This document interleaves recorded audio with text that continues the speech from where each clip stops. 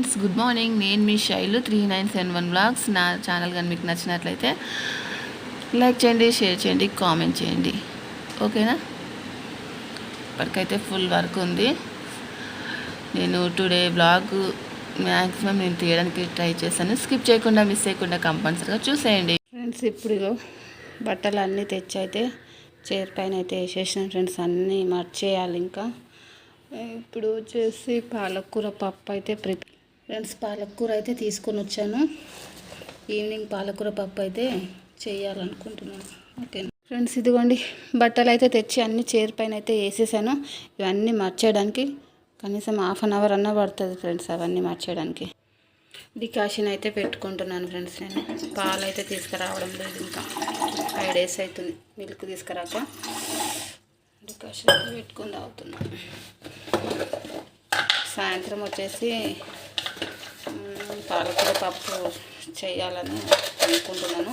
చూడాలి ఏ కర్రీ అవుతుందో. షుగర్ అయితే కొంచెం వేసాను. చాయపత్తా. అప్పట్లో డికాషన్ తాగేదంటే కాబిల్లా అని ఉంటుండే.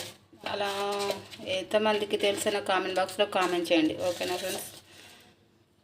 కొంచెం చాయపత్తా వేస్తాం. అప్పట్లో డికాషన్ తాగడానికి కాబిల్లా అని ఉంటుండే. ఇప్పుడేమో అంత చాయ్ అవి అసలు ఏమి లేవు. ఇప్పుడు అన్ని రకరకాలుగా టీ పొడిస్ వచ్చేసాయి. ఓకేనా? ప్రస్తుతానికైతే చూస్తూ ఉండండి ఫ్రెండ్స్. నేనైతే పాలకూర పప్పు అయితే చేస్తున్నాను. ఇక్కడ పాలకూర అయితే కడిగి పెట్టుకున్నాను.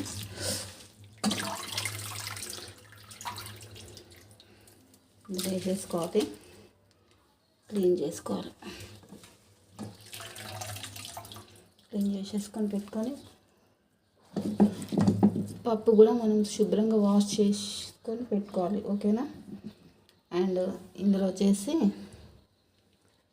ఆనియన్, ఒక చిన్న ఆనియన్ అయితే కట్ చేసి పెట్టుకున్నాను. ఆనియన్ వేసుకోవాలి. అండ్ ఒక టమాటా,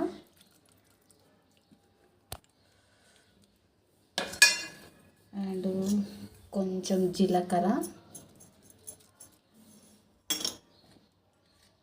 చిటికెడు పసుపు,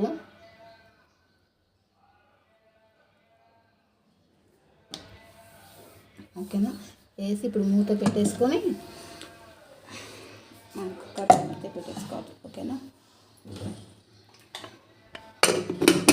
ఒక 2-3 విజిల్స్ వచ్చేదాకా అయితే మనం ప్రిపేర్ చేసుకోవాలి. ఓకేనా? చూస్తూ ఉండండి.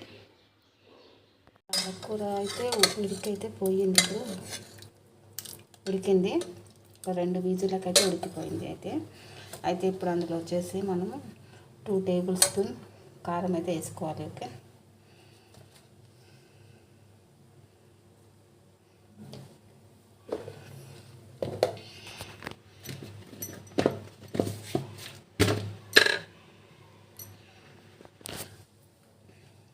అండ్ తగ్గినంత సాల్ట్ ఇవ్వండి వేసుకోవాలి. ఇంకా మనం చింతపులుసు అయితే ప్రిపేర్ చేయలేదు, అది కూడా చేసేసి ఇందులో అయితే వేసేసేయాలి. ఓకేనా? చింతపులుసు ప్రిపేర్ చేయాలి. ఇంకా చూస్తూ ఉండండి. అయితే చింతపులుసు అయితే రెడీ పెట్టేసుకున్నాను. అండ్ ఇక్కడ వచ్చేసి మనం ఇందులో పులుసులో పప్పులో వేసేసుకోవాలి.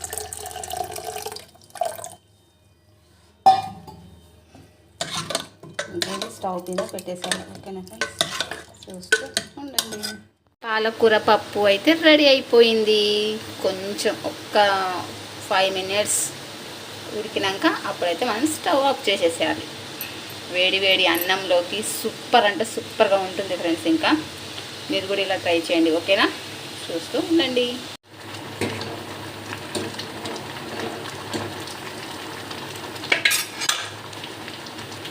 కంప్లీట్ పాలకూర పప్పు.